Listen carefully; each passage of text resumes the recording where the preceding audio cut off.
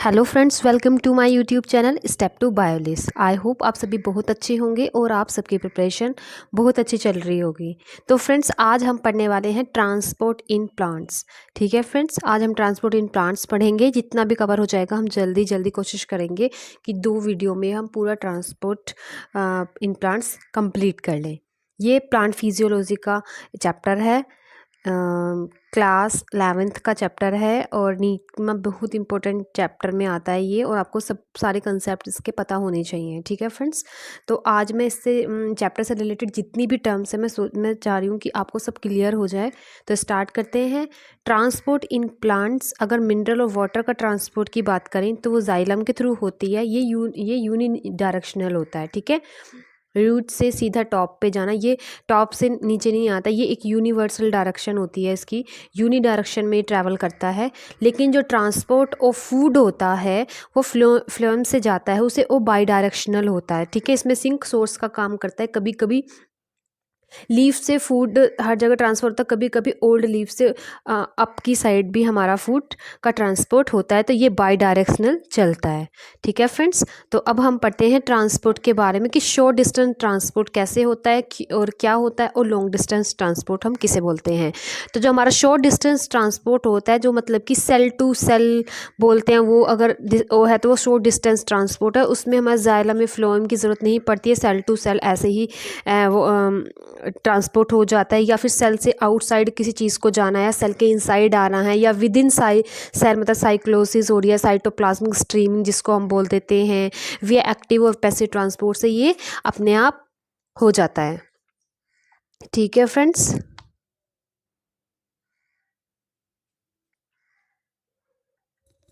ठीक है। अब अगर अगर हम लॉन्ग डिस्टेंस ट्रांसपोर्ट की बात करते हैं तो लॉन्ग डिस्टेंस ट्रांसपोर्ट होता है फ्रॉम लीफ टू रूट और अदर पार्ट। जैसे लीफ से रूट की तरफ जा रहा है, या लीफ से किसी भी अदर पार्ट की ट्रांसपोर्ट कर रहे हैं, तो उसे हम जैसे कि फूड, तो उसे हम फ्लोएम के थ्रू करते हैं लॉन्ग डिस्टेंस ट्रांसपोर्ट के लिए। और अगर हमारा फ्रॉम रूट टू लीफ का और अदर पार्ट से हमारा वाटर मिनरल का ट्रांसपोर्ट हो रहा है तो जाइलम के थ्रू जिसे हम बोलते हैं, ये सब लॉन्ग डिस्टेंस ट्रांसपोर्ट में आते हैं। और जो सेल टू सेल का जो एक्सचेंज या आउटसाइड मटेरियल से बाहर या इनसाइड आ रहा है या आउटसाइड जा रहा है कुछ भी, या सेल के अंदर ही अंदर जो कुछ ट्रांसपोर्ट हो रहा है, वो एक्टिव और पैसिव ट्रांसपोर्ट से होता रहता है। उसे हम शॉर्ट डिस्टेंस ट्रांसपोर्ट बोलते हैं। लॉन्ग डिस्टेंस हमारा फ्लोएम और जाइलम से होता है। ठीक है फ्रेंड्स, इतना क्लियर हो गया। तो जो शॉर्ट डिस्टेंस ट्रांसपोर्ट होता है वो कंसंट्रेशन के ड्यू टू कंसंट्रेशन ग्रेडियंट के वजह से होता है। और लॉन्ग डिस्टेंस ट्रांसपोर्ट जो होता है, ट्रांसपोर्ट इन मास और बल्क में इसका ट्रांसपोर्ट होता है due to the pressure gradient is known as translocation. ठीक है, ये प्रेशर ग्रेडियंट के थ्रू होता है और ये कंसंट्रेशन ग्रेडियंट के थ्रू होता है। ठीक है, ये इसमें ये वो डिफरेंस है जो उधर पेज पे नहीं आता, तो मैंने यहाँ पे लिख दिया। उसके बाद हम देखते हैं ट्रांसपोर्ट कौन कौन से 2 टाइप के ट्रांसपोर्ट होते हैं। एक होता है एक्टिव ट्रांसपोर्ट और एक होता है हमारा पैसिव ट्रांसपोर्ट। जो एक्टिव ट्रांसपोर्ट होता है वो हमारा, ये देखो, अगर मैंने डाउन एरो लगाई हुई तो मतलब डिक्रीज, और अप एरो लगाई हुई है तो मतलब कि इंक्रीज कंसंट्रेशन। ये फ्रॉम लो कंसंट्रेशन से हाई कंसंट्रेशन की तरफ मूव करता है। इसे हम अपहील कंसंट्रेशन के नाम से भी जानते हैं, और ये against the concentration gradient work करता है। इसमें एटीपी का यूज होता है क्योंकि ये इसमें एटीपी का यूज़ होता है एक्टिव ट्रांसपोर्ट में, क्योंकि ये against the concentration gradient movement होता है, वाटर मतलब मूवमेंट होता है इसमें। और इसका जो एग्जांपल है वो मतलब जैसे और भी एग्जांपल होते हैं, मैंने एक एग्जांपल लिखा है एन और सोडियम पोटेशियम पंप जो होता है वो एक्टिव ट्रांसपोर्ट में वर्क करता है, जिसमें हमारा 3 Na का एक्सपोर्ट होता है और 2 पोटेशियम का इम्पोर्ट होता है। इम्पोर्ट मतलब अंदर आना, एक्सपोर्ट मतलब बाहर जाना। ठीक है, सेल से। उसके बाद आता है पैसिव ट्रांसपोर्ट। पैसिव ट्रांसपोर्ट का डिफरेंस है, देखो ये लो से हाई जा रहा था, ये हाई से लो कंसंट्रेशन मूवमेंट होती है इसकी, इसे डाउन हिल ट्रांसपोर्ट बोलते हैं। ये अलोंग द कंसंट्रेशन ग्रेडियंट के अलोंग मूवमेंट करता है। इसमें एटीपी का यूज़ नहीं होता है। ये 2 टाइप के होते हैं, ऑस्मोसिस और डिफ्यूजन। अब कभी भी कंफ्यूज नहीं होना। एक्टिव ट्रांसपोर्ट में लो कंसंट्रेशन से हाई कंसंट्रेशन जाता है अगेंस्ट द कंसंट्रेशन ग्रेडियंट, और इसमें एटीपी का यूज़ होता है। इसमें एटीपी का यूज़ नहीं होता, ये डाउन हिल ट्रांसपोर्ट है। और ये हाई कंसंट्रेशन से लो कंसंट्रेशन होता है अलोंग द कंसंट्रेशन ग्रेडियंट। इसके ऑस्मोसिस डिफ्यूजन, इसी के 2 पार्ट है पैसिव ट्रांसपोर्ट के। ठीक है, ठीक है फ्रेंड्स। अब हम पढ़ते हैं पैसिव ट्रांसपोर्ट के बारे में। मैंने आपको पैसिव ट्रांसपोर्ट के बारे में दो टर्म बताई थी, ऑस्मोसिस और डिफ्यूजन। अब हम यहाँ पे ऑस्मोसिस और डिफ्यूजन के बारे में ही पढ़ेंगे। तो फ्रेंड्स अब हम पढ़ लेते हैं ऑस्मोसिस और डिफ्यूजन के बारे में। ठीक है, कोशिश करेंगे जल्दी जल्दी खत्म करने की। पहले मैं आपको ये टर्म समझा देती हूँ, ऑस्मोसिस और डिफ्यूजन में क्या अंतर होता है। Osmosis transport of only water, ठीक है, वाटर के ट्रांसपोर्ट के लिए सिर्फ हम ऑस्मोसिस का यूज़ करते हैं, और डिफ्यूजन का ट्रांसपोर्ट हम लिक्विड, सॉलिड और गैस मॉलिक्यूल सबके लिए यूज़ करते हैं। सबसे पहला डिफरेंस तो यही है। उसके बाद जो ट्रांसपोर्ट ऑफ वाटर होता है from high concentration to low concentration depend upon the living पे डिपेंड करता है ये, ठीक है। Transport of liquid, solid, gas molecule from high concentration to low concentration, और do not depend upon living, ये लिविंग पे डिपेंड नहीं करता है। इसमें नीड होती है सेमी परमेएबल मेम्ब्रेन की, इसे एसएमपी के नाम से जानते हैं, जिसके इसमें नीड नहीं होती है सेमी परमेएबल मेम्ब्रेन की। यहाँ पे मैंने एसएमपी लिख दिया, कंफ्यूज नहीं होना, इसलिए यहाँ पे हमने फुल फॉर्म भी लिख दी है, सेमी परमेएबल मेम्ब्रेन। इसमें सेमी परमेएबल मेम्ब्रेन की ज़रूरत पड़ती है, इसमें नहीं नीड होती है। ये लिविंग पे डिपेंड करता है, ये लिविंग पे डिपेंड नहीं करता है। ये high concentration to low concentration, ये भी high concentration to low concentration. Transport of water, transport of liquid water, liquid solid, gas molecule, ठीक है। अब उसके बाद डिफ्यूज़न के दो पार्ट आते हैं। डिफ्यूज़न फर्दर दो पार्ट में डिवाइड हो जाती है, किसमें, सिंपल डिफ्यूज़न और फैसिलिटेटेड डिफ्यूज़न में, ठीक है। उसके बाद आता है फैसिलिटेटेड डिफ्यूज़न और सिंपल डिफ्यूज़न में। इसमें no need of carrier protein, इसमें कैरियर प्रोटीन की ज़रूरत नहीं पड़ती है फॉर ट्रांसपोर्ट। ये लिक्विड सोल्यूबल मॉलिक्यूल जैसे कि लिपोफिलिक और नॉन पोलर हाइड्रोफोबिक मॉलिक्यूल होते हैं। इसमें need of carrier protein for transport for, जैसे कि पोलर मॉलिक्यूल और हाइड्रोफिलिक मॉलिक्यूल। पोलर मॉलिक्यूल को हम हाइड्रोफिलिक मॉलिक्यूल बोलते हैं। इसमें लिपिड मॉलिक्यूल चाहिए जो नॉन पोलर हाइड्रोफोबिक होते हैं, और इसमें पोलर मतलब कि हाइड्रोफिलिक मॉलिक्यूल्स, ठीक है। इसमें कैरियर प्रोटीन्स की ज़रूरत नहीं पड़ती है, इसमें कैरियर प्रोटीन्स की ज़रूरत पड़ती है, ठीक है फ्रेंड्स। नेक्स्ट चले, मैंने आपको बताया था फैसिलिटेटेड डिफ्यूज़न जो होता है उसमें हमारे कैरियर प्रोटीन्स की ज़रूरत पड़ती है, और जो हमारा सिंपल डिफ्यूज़न होता है उसमें कैरियर प्रोटीन की ज़रूरत नहीं पड़ती। तो हम कैरियर प्रोटीन के बारे में पढ़ लेते हैं थोड़ा सा। जो हमारा फैसिलिटेटेड डिफ्यूज़न होता है वो हमारा पोरिन प्रोटीन, एक्वा प्रोटीन, दो तरह के प्रोटीन्स पाए जाते हैं। ये जो पोरिन प्रोटीन्स पाए जाते हैं वो हमारे आउटर मेम्ब्रेन में पाए जाते हैं। किस किस के, माइटोकॉन्ड्रिया, माइटो मतलब कि माइटोकॉन्ड्रिया मैंने शॉर्ट में लिख दिया है, माइटोकॉन्ड्रिया, प्लास्टिड्स और ग्राम नेगेटिव बैक्टीरिया के सेल मेम्ब्रेन मतलब कि आउटर मेम्ब्रेन में पोरिन प्रोटीन पाया जाता है। एक्वापोरिन क्या होते हैं, एक्वापोरिन हमारे वाटर चैनल्स होते हैं जो 8 एक्वापोरिन के बने होते हैं, चार ऐसे साइड में, तो 8 का अरेंजमेंट होता है फॉर ट्रांसपोर्ट ऑफ वाटर के ट्रांसपोर्ट के लिए, ठीक है। आपको इतना ही याद कर लो, इससे रिलेटेड भी क्वेश्चन आते हैं इसमें। उसके बाद कुछ इंपॉर्टेंट टर्म्स है जो मैं आपको बता देती हूँ। Factor affecting the diffusion rate को जो अफेक्ट करते हैं उन चीज़ों के बारे में बता दें। जितना ज़्यादा छोटा साइज़ होगा उतना ही ज़्यादा डिफ्यूज़न फास्ट होगा, ठीक है। साइज़ ऑफ द डिफ्यूज़न मतलब डिपेंड करता है साइज़ पे, जितना ज़्यादा छोटा साइज़ होगा डिफ्यूज़ उतना ही ज़्यादा फास्ट होगा, ठीक है। कंसनट्रेशन ग्रेडियंट के ऊपर भी डिपेंड करता है, जैसे कि टेम्परेचर अगर ज़्यादा होगा तो डिफ्यूज़न ज़्यादा होगा, प्रेशर अगर ज़्यादा होगा तो डिफ्यूज़न ज़्यादा होगा। ये डेंसिटी इसके अपोजिट होती है। ग्राम स्लो आप डिफ्यूज़न देख रहे हैं, अगर डेंसिटी ज़्यादा होगी तो हमारा डिफ्यूज़न कम होगा, ठीक है। उसके बाद आती है हमारा नेचर ऑफ मॉलिक्यूल्स भी आता है एक हमारा। नेचर ऑफ मॉलिक्यूल्स में ये है, लिक्विड मॉलिक्यूल्स डिफ्यूज़ फास्ट। जो लिक्विड मॉलिक्यूल है उसका इनका डिफ्यूज़न हमारा फास्ट होता है, ठीक है फ्रेंड्स। डेंसिटी इसमें अगेंस्ट है, डेंसिटी जितनी ज़्यादा होगी डिफ्यूज़न रेट उतना कम होगा। बाकी टेम्परेचर, प्रेशर और नेचर हमारा जितना कम साइज़ होगा, लिक्विड स्टेट होगी, प्रेशर और टेम्परेचर जितना ज़्यादा होगा उतना हमारा डिफ्यूज़न फास्ट होगा, ठीक है। अब पढ़ते हैं हम ट्रांसपोर्ट के बारे में। यूनि ट्रांसपोर्ट और को ट्रांसपोर्ट के बारे में आपको बताती हूँ। यूनि ट्रांसपोर्ट क्या होता है और को ट्रांसपोर्ट क्या होता है। Transport of one molecule only in one direction, एक मॉलिक्यूल का एक ही डायरेक्शन में जो मूवमेंट होता है उसे हम यूनिपोर्ट डायरेक्शन बोलते हैं और यूनिपोर्ट ट्रांसपोर्ट बोलते हैं। जैसे या तो किसी एक मॉलिक्यूल अंदर आना, एक ही डायरेक्शन में आ रहा है, या किसी एक मॉलिक्यूल का बाहर जाना, उसको हम यूनिपोर्ट डायरेक्शन बोलते हैं। जैसे साइक्लोप्लाज्मिक रेटिकुलम में कैल्शियम आयन का जो ट्रांसपोर्ट होता है वो हमारा यूनिपोर्ट होता है, ठीक है। ये हम मसल्स में पढ़ेंगे। उसके बाद को ट्रांसपोर्ट क्या होता है। को ट्रांसपोर्ट हमारे दो तरह के होते हैं, जैसे जिसे हम बोलते हैं सिम्पोर्ट और एंटीपोर्ट। सिम्पोर्ट में क्या होता है, transport of more than one molecule in same direction. एक ही डायरेक्शन में अगर हमारा अगर हमारा एक ही डायरेक्शन में मूवमेंट हो रहा है, जैसे कि अन्य सोडियम का भी या पोटेशियम का भी, दोनों का या तो अंदर अंदर या दोनों का बाहर, अगर सेम डायरेक्शन में ट्रांसपोर्ट हो रहा है तो सेम डायरेक्शन में किसी दो मोलिक्यूल का, मोर देन वन मोलिक्यूल, देखो इसमें एक मोलिक्यूल बताया, इसमें मोर देन वन मोलिक्यूल, उसे हम सिम्पोर्ट बोलते हैं।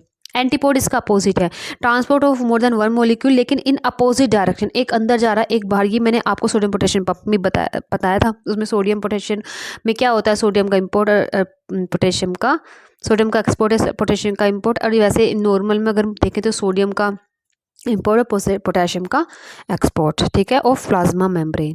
ये ठीक है, अब देख लेना, ये सिम्पोर्ट और एंटीपोर्ट के एग्जाम्पल हैं। समझ में आ गया? इसमें एक मोलिक्यूल का एक ही डायरेक्शन में more than one molecule in one direction और मतलब इन सेम डायरेक्शन और इन अपोजिट डायरेक्शन, ठीक है। उसके बाद हम पढ़ेंगे इम्बिबिशन। ये क्या होता है? ये एक केस ऑफ डिफ्यूज़न, ये एक डिफ्यूज़न का एक केस है। इसमें क्या होता है, water observe by the solid colloids. कभी कभी देखा होगा जब कोई सॉलिड एब्जॉर्व कर लेती है वाटर को, तो उसमें क्या क्या आप चेंजेस देखते हैं? कभी देखा है लकड़ी अगर बाहर, मतलब कोई मोटा मतलब लक्कड़ टाइप बाहर होगा और बारिश में भीग जाता है तो वो थोड़ा फूल जाता है, ठीक है ना।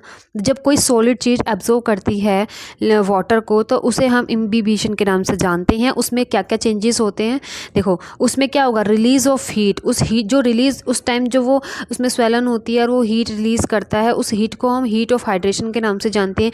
उसका साइज़ भी इंक्रीज़ होगा, इंक्रीज़ इन द वॉल्यूम, और प्रेशर भी उसमें इंक्रीज़ होगा, ठीक है। ये तीन चीज़ हमारी इम्बिबिशन में होती है, चेंज इन वॉल्यूम और इंक्रीज इन प्रेशर और रिलीज ऑफ हीट। उस जो रिलीज उस दौरान जो हीट होती है उसको हम हीट ऑफ हाइड्रेशन के नाम से जानते हैं। हे भगवान, ये कौन आ गया?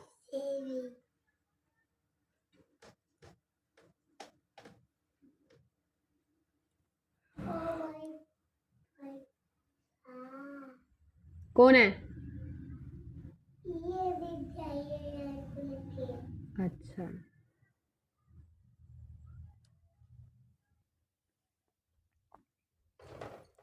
तो मैंने आपको ऑस्मोसिस के बारे में बताया। ऑस्मोसिस हमारे एंडो और एक्सोस्मोसिस होता है। अब हम ऑस्मोसिस प्रेशर के बारे में पढ़ते हैं। जो प्रेशर होता है applied to prevent osmosis, osmosis को रोकने के लिए जितना प्रेशर लगाया जाता है उस प्रेशर को ही हम क्या बोलते हैं, ऑस्मोटिक प्रेशर या ऑस्मोसिस प्रेशर।